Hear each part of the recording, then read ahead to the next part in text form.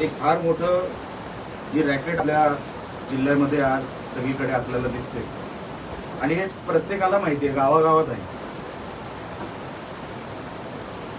आता मी ही जी बनावट दारू बॉर्डरवरून क्रॉस होते, गोवा बॉर्डरवरून आपल्या राज्यात येते. तुम्हाला मी तारखा सांगतो. ह्या ज्या गाड्या पकडल्या गेल्या, या कुठल्या तारखेला पकडल्या गेल्या आणि कुठे पकडल्या गेल्या,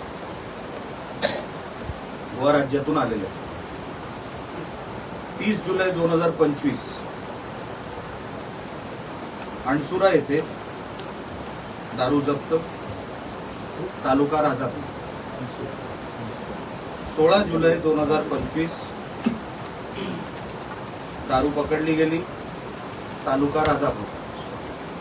3 सप्टेंबर 2025 पन्हाळे सौंदळ येथे पकडली गेली. 2,11,00,000ची दारू पकडली गेली, तालुका राजापूर. 28 डिसेंबर 2025 दारू पकडली गेली, तालुका राजापूर. 5 डिसेंबर पकडली गेली, तालुका राजापूर.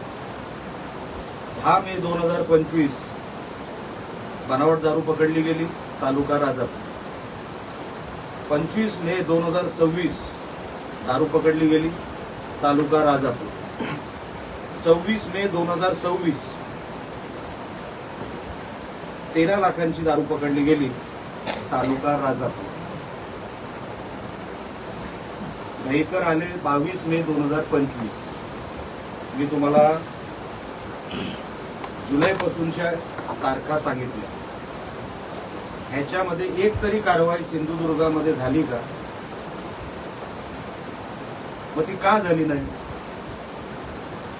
रत्नागिरीच्या एनसीबीने किंवा तिकडच्या पोलीस डिपार्टमेंटने सातत्याने वर्ष दीड वर्षामध्ये इकडून आलेली गाडी तिकडे पकडली, इकडे का नाही पकडली?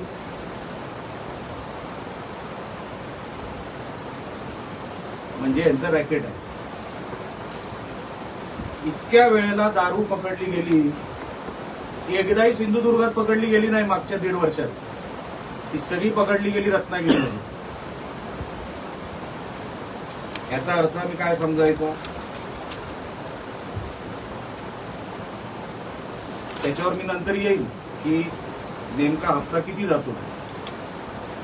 पुढे गांजा आणि ड्रग्ज. आता गांजा आणि ड्रग्ज सप्लाय करणारे आणि त्यांच्यावरती झालेली कारवाई ही 2025 पासून ते 2026 पर्यंत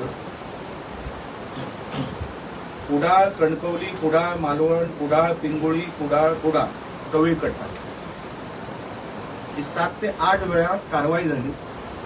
सकाळी पकडले, संध्याकाळी सोडून दिले, दुसऱ्या दिवशी सोडून दिले.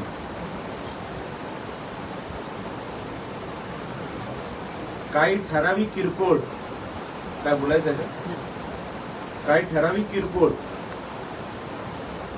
हे आरोपी किंवा हे जे कोण आपण छपरी म्हणू किंवा टपोरी म्हणू, ह्यांना पकडण्याच्या पलीकडे जो मेन सूत्रधार यांचा पकडायचा होता तो कधी पोलिसांच्या हातीच लागला नाही.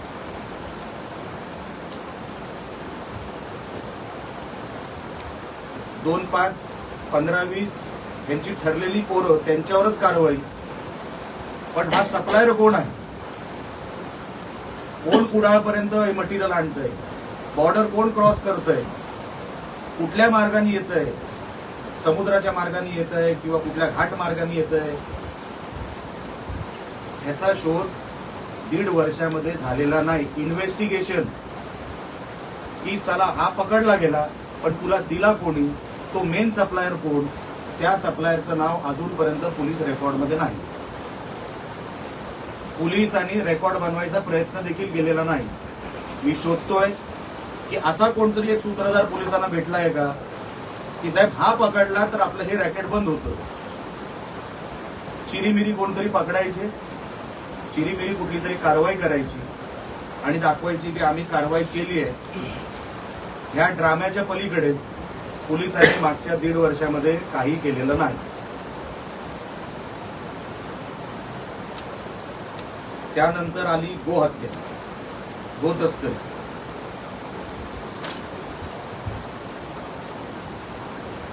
बीफ आपल्या जिल्ह्यामध्ये कुठे कुठे मिळतं, सावंतवाडी पासून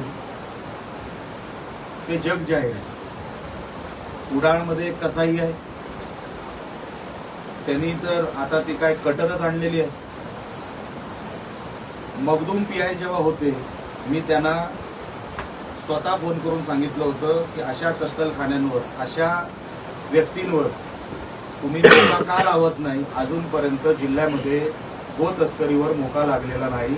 मी सरकारचं अभिनंदन करतो की आता मोका अधिकृत केलेला आहे गो तस्करीमध्ये.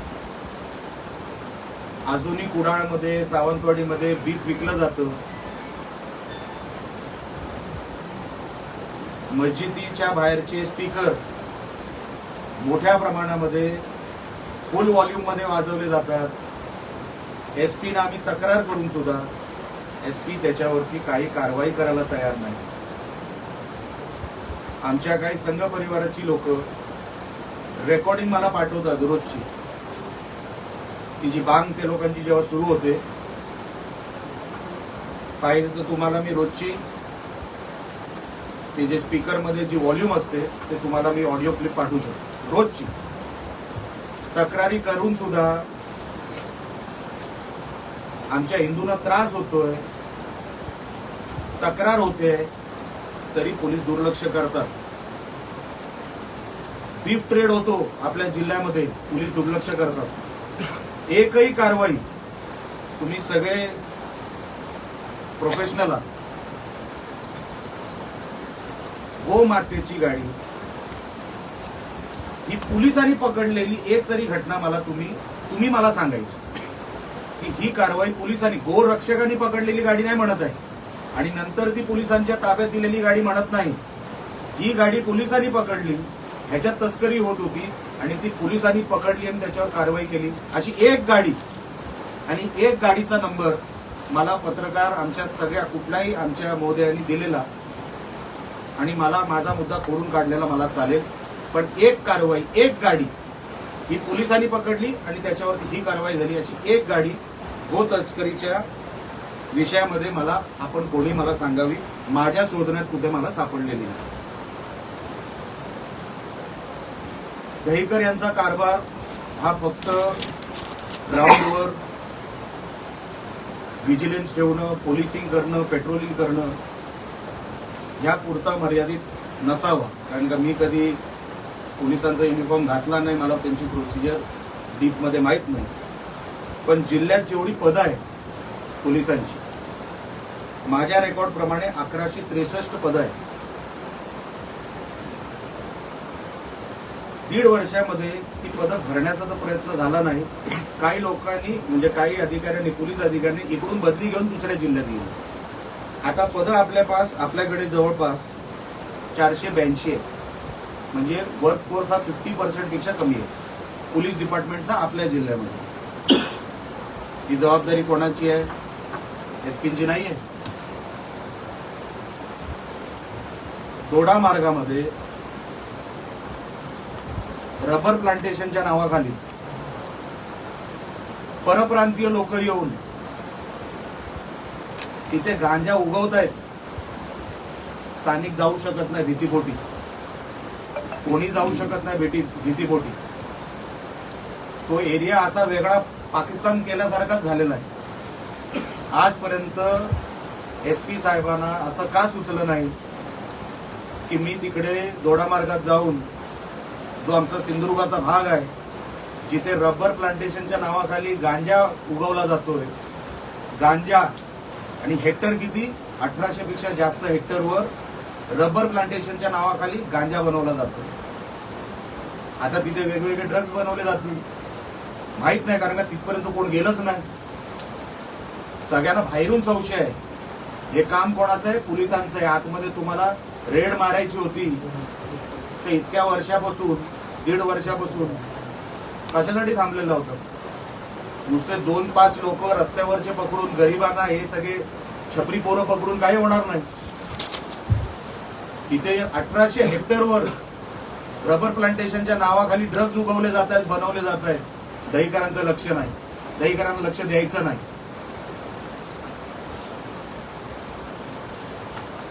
आता येतो मी एलसीबी वर. एलसीबी हे जे खातं आहे पोलिसांच्या डिपार्टमेंट अंतर्गत,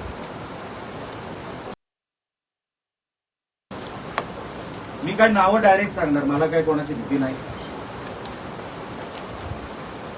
हे कलेक्शन मटका असेल, जुगार, दारू, ड्रग्ज, तस्करी वगैरे वगैरे, हे जे काय 2 नंबरचे धंदे, या 2 नंबरच्या धंद्यांचं जे महिन्याचं इन्कम आहे पोलिसांचं, जे माझ्या सोर्सेसच्या माध्यमातून मला मिळालं, ते 2.25 ते 2.5 कोटी आहे महिन्याचं. परत सांगतो, 2.25 ते 2.5 कोटी रुपये मिनिमम, जास्त असू शकतं, कमी नाही. हे जे डुप्लिकेट दारू बनवायला जे स्पिरिट लागतं ते महाराष्ट्रातूनच गोव्यात जातं. त्याचं डायरेक्ट कमिशन किंवा त्याचं जे काय आहे 2 नंबरचं अंडर टेबल, हे एसपी ऑफिस. कारण का ते स्पिरिट टाकल्याशिवाय ती डुप्लिकेट दारू बनवू शकत नाही. आणि ती जाते कशाने? पेट्रोलच्या टँकरच्या माध्यमातून, कधी दुधाच्या टँकरच्या माध्यमातून, आणि मोकाट सोडली जाते. ही दिवसा होते, रात्रीची होत नाही. कुठला तरी टँकर पेट्रोलचं किंवा इतर कुठलं तरी टँकर आहे, त्याच्यातून हे स्पिरिट गोव्याला पाठवलं जातं. उघडपणे, उघड्या डोळ्यांनी आमचे एसपी साहेब बघतात, आणि तीच दारू रिटर्न मध्ये आमची इकडे तरुणांची पिढी खराब करते. आता मी तुम्हाला एलसीबीचं सांगतो, आणि काय गाड्यांचे नंबर देतो रेफरन्ससाठी. जर पोलिसांनी ह्याच्यावरती ऍक्शन घेतली नाही तर मी तर ठरवलंय दर 15 दिवसांनी पोलीस विभागावरच एक पत्रकार परिषद मी घेणार. आणि जोपर्यंत हे असे निष्क्रिय अधिकारी, दहीकर, माझा आरोप हा दहीकरांवरच आहे,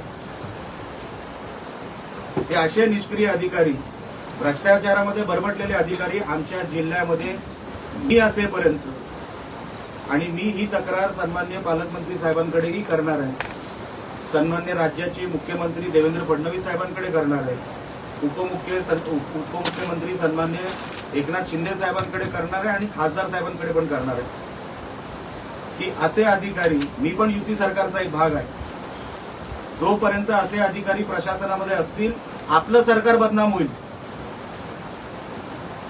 आपण बदनाम होतोय या अशा अधिकाऱ्यांमुळे. ते जे आई वडील रडतात ते सरकारला शिव्या घालतात, पोलिसांना नाही घालत. म्हणून आपण सगळे, मी पण या युती सरकारचा एक घटक आहे, मी पण तेवढाच बांधील आहे या सरकारमध्ये. पण माझा विश्वास आहे या जिल्ह्याचे पालकमंत्री, सन्माननीय मुख्यमंत्री आणि सन्माननीय उपमुख्यमंत्री आणि खासदार साहेब मला या विषयामध्ये न्याय देतील, आणि अशा अधिकाऱ्याला लवकरात लवकर या जिल्ह्यातून त्याची हकालपट्टी करतील. खरं तर माझं म्हणणं आहे, अशी व्यक्ती ही पोलीस फोर्समध्येच नको, पोलीस फोर्स मधून पण यांची हकालपट्टी झाली पाहिजे, ही माझी मागणी आहे. आणि मी ती जेव्हा सन्माननीय मुख्यमंत्री साहेबांकडे आणि बाकी या सगळ्या नेत्यांकडे मी बसेन, तेव्हा मी माझी भूमिका तिकडेही मांडीन, आणि लवकरात लवकर हे असे दहीकरांसारखे अधिकारी आमच्या जिल्ह्यात नको, हे मी सांगायचं काम तिकडेही करेन. एलसीबीचं सांगत होतो.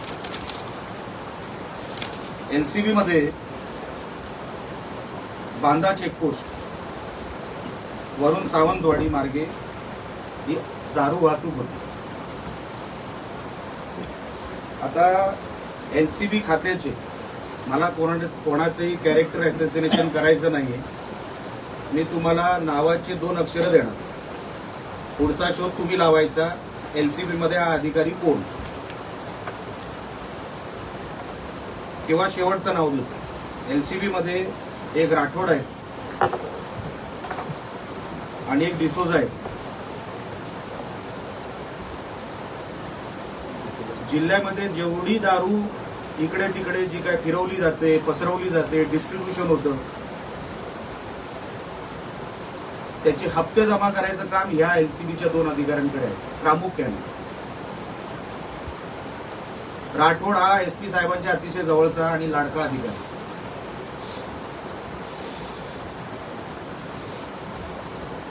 आता डीवायएसपी ऑफिस 2 वेगळे सेपरेट केलेले आहेत, सावंतवाडी डिव्हिजन आणि कणकवली डिव्हिजन.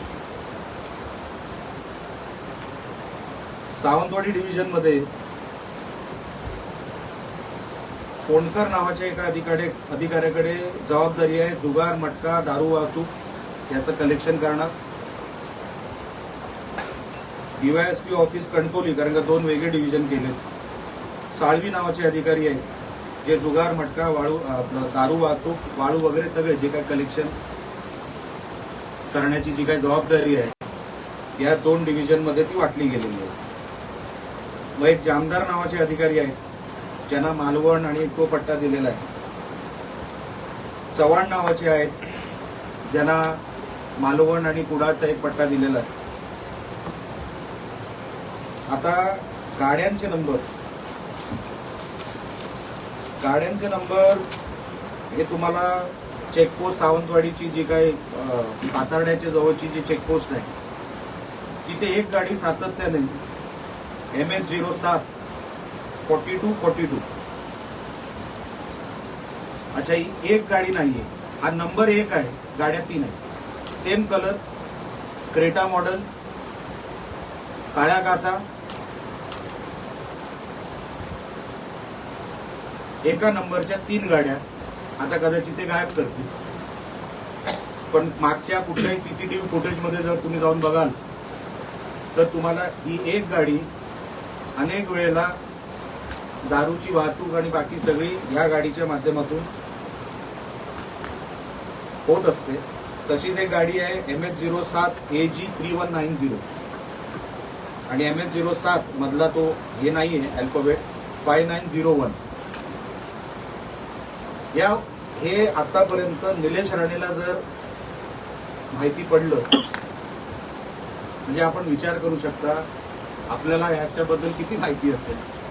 कदाचित माझ्यापेक्षा जास्तच माहिती आपल्याला असेल. हे सगळं करण्याचं कारण एवढंच, कारण का मागच्या काही दिवसांपासून पोलीस दहीकरांच्या मार्गदर्शनाखाली जसं वागतायत. हा जो डिसोजा नावाचा अधिकारी आहे हा आमच्या आवळे गावात गेला आणि सांगितलं एका छपरी गँग पकडली तिकडची आणि सांगितलं तू दारूचा व्यवसाय सुरू कर, मी तुला सपोर्ट करतो.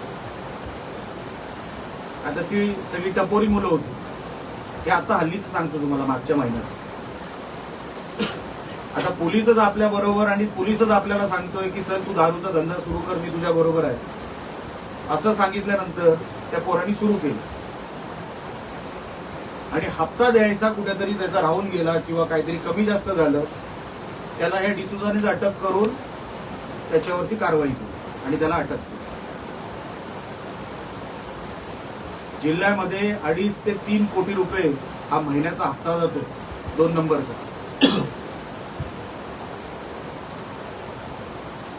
त्याचे 4 स्टेज आहेत: बीट अंमलदार, police station, LCB office, SP office.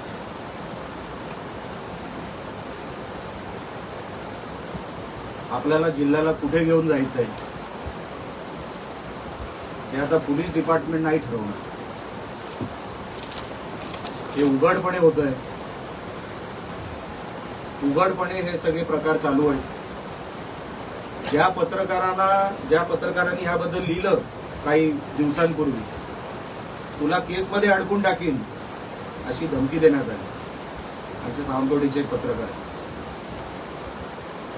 तू लिहितोस कसा? ती जी अरेरावी चालू आहे पोलिसांची,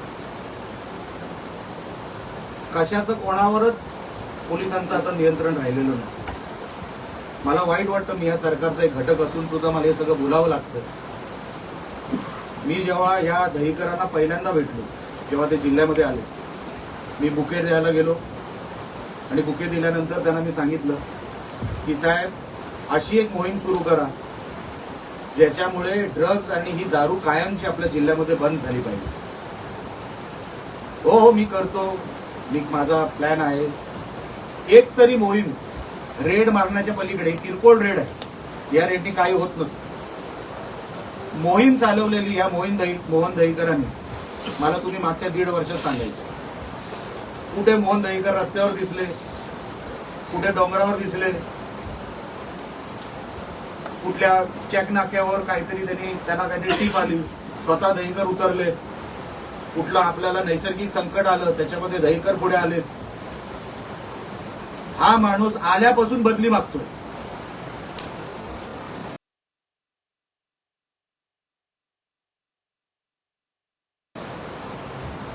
ज्या माणसाचं मूडच नाही या जिल्ह्यामध्ये राहायचा, तो कलेक्शन करणार नाही तर मग दुसरं काय करणार आहे? म्हणून मी पालकमंत्र्यांना विनंती करणार आहे, पहिला हाकाला अशा अधिकाऱ्यांना ज्यांना कामच करायची इच्छा नाही आपल्या जिल्ह्यामध्ये. आपल्याला आठवत असेल, आपल्या जिल्ह्यामध्ये एक एसपी होऊन गेले प्रसन्ना म्हणून. जी स्पिरिटची गाडी मी तुम्हाला बोलतोय, काही ज्येष्ठ पत्रकार आहेत साहेब, तुम्हाला आठवत असेल स्पिरिटचे टँकर पकडले होते, ज्याचा उल्लेख मी केला, जे गोव्यामध्ये जातात आणि डुप्लिकेट दारू परत आपल्या महाराष्ट्रात येतात. त्या प्रसन्नानी जी कारवाई केली होती त्याच्यानंतर त्याच्यानंतर एसपी आले असतील. सौरभ अग्रवाल यांच्या अगोदर एसपी होते, त्यांना ते नवीन होते, त्यांना काहीच कळायचं नाही. हा सगळा परत व्यवस्था बसली. कारण का सौरभ अग्रवाल कशावर, ते काय घेत नव्हते, हप्त्यामुळे पुढे त्यांचा हात नव्हता, ते तसे साफ होते, त्यांचे हात साफ होते. पण कशावरच नियंत्रण नाही, लक्ष नाही. हे परत सुरू झालं आणि मोठ्या प्रमाणात त्यांना लक्षात आलं. आता हा परत मार्ग उघडला. जसं प्रसन्नानी कारवाई केली होती जेव्हा ते एसपी होते, ह्यांना कॉन्फिडन्स आला की दहीकरांच्या कंट्रोलमध्ये हा जिल्हा असताना आपण ह्याच्यातला 100% ह्याच्यातला मार्ग काढू शकतो, आणि त्यांनी तो काढला. तडीपाऱ्या, किरकोळ तडीपाऱ्या, लहान 2-3 लोकांना सोडल्या किंवा राजकीय तडीपाऱ्या, मोहन दहीकरांना आमचा सहकारी, आमचा उपजिल्हा प्रमुख आनंद शिरवळकर हा मोठा क्रिमिनल वाटतो. एकमेव तडीपारी झालेली ती राजकीय.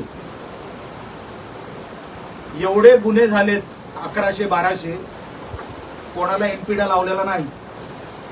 शेवटचा एमपीडा लावला तो भूषण नावाचा एक कुडाळचा एक कुठला तरी मुलगा होता, त्याला चायनीजच्या गाडीवर लफडं झालं म्हणून त्याच्यावर एमपीडा लागला. चायनीजच्या गाडीवर मारामारी झाली म्हणून त्या भूषणला रत्नागिरी जेलमध्ये 1 वर्ष राहावं लागलं. तडीपारी लावली नाही इतक्या वर्षात, 1.5 वर्षात. एमपीडा लावला नाही. कन्व्हिक्शन रेट 20% पेक्षा खाली. मग तुम्हाला काय वाटतं, इकडे काय गुन्हेगार काय कोणाला घाबरून काय करणार? उघड करतायत, उघड चालू आहे सगळा नाच. आणि हे बघवत नाही, हे कुठेतरी थांबलं पाहिजे.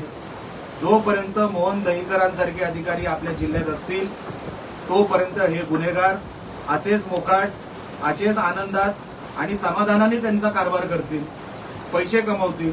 आणि आपले इकडचे तरुण ड्रग्सच्या आहारी जाऊन, दारूच्या आहारी जाऊन त्यांचा जीव जाणार, आई वडील टेन्शनमध्ये, त्यांचं जीवन खराब. हे सगळं पोलीस कंट्रोलमध्ये आणू शकत होते, पण त्यांनी 1.5 वर्षामध्ये का आणलं नाही मला माहित नाही. मी माझ्या आमदारकीचा कार्यकाळ बोलू शकतो, त्याच्या अगोदरचा कार्यकाळ मी काढलेला नाही. तो जर पाहिजे असेल तोही तुम्हाला देईन. पण दहीकर इथून जाईपर्यंत निलेश राणे पाटलाग सोडणार नाही. मी स्टिंग ऑपरेशन पण करतो, स्टिंग ऑपरेशन पण करणार पोलीस डिपार्टमेंटच्या विरोधात. जोपर्यंत दहीकर इथून जात नाही, सुधरत नाही, तोपर्यंत माझी कारवाई माझ्या पद्धतीने मी चालू ठेवणार. मग ते पत्रकार परिषदेच्या माध्यमातून असेल किंवा रस्त्यावरती असेल, मी अशा अधिकाऱ्यांना जिल्ह्यात स्वस्त बसू देणार नाही. म्हणजे नाही, ही माझी भूमिका आहे. आपण ह्याच्यावर आणि इतर कुठल्याही विषयावर विचारायचं असेल तर विचारू शकता. पोलीस बोलताना कालची पांड्यामध्ये कासचे सरपंच बांदा ठाण्यात गेल्यानंतर तक्रार दाखल करायला गेल्यानंतर पोलिसांनीच व्हिडिओ व्हायरल झाला. पोलिसांनीच म्हटलंय मर्डर करून या आणि तो व्हिडिओमध्ये एक अरेरवीची भूमिका पोलीस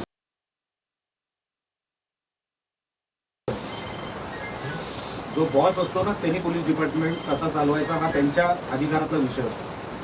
खालचे अधिकारी असंच वागणार आहेत, त्यांना सिरियसनेस कुठे आहे? आज महिन्याचे एवढे पैसे मिळत आहेत तुम्हाला 2 नंबरच्या माध्यमातून, तुम्ही ड्युटी कशाला कराल? कशाला कोर्टामध्ये तुम्ही आयो म्हणून तुम्ही प्रेझेंटेशन कराल किंवा फाईट कराल? तुम्हाला सेटलमेंटचे पैसे मिळत आहेत, तुम्हाला ड्रग्ज दारूचे पैसे मिळत आहेत. या अधिकाऱ्यांना सवय लागली आहे. प्रसन्नासारखे जे कोण SP साहेब होते तेव्हा आम्ही त्यांचं काम बघितलंय.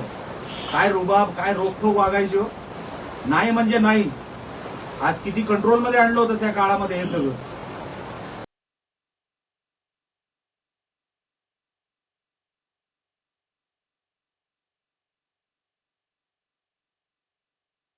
पाठवा मग जा, उघड सांगून जा. हे जोपर्यंत जात नाही साहेब, पोलीस डिपार्टमेंटमध्ये बदल होणार नाही. कारण का ह्यांना इथे मन लागत नाही, ह्यांचा जीव इथे लागत नाही.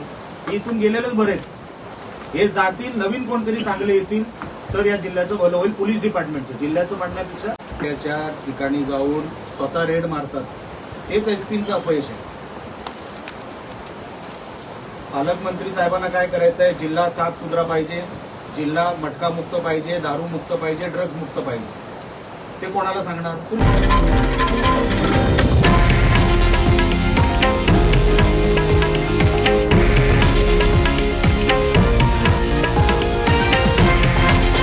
हे आहे देशातील नंबर 1 न्यूज नेटवर्क आणि आपण पाहत आहात TV9 मराठी, एकमेव.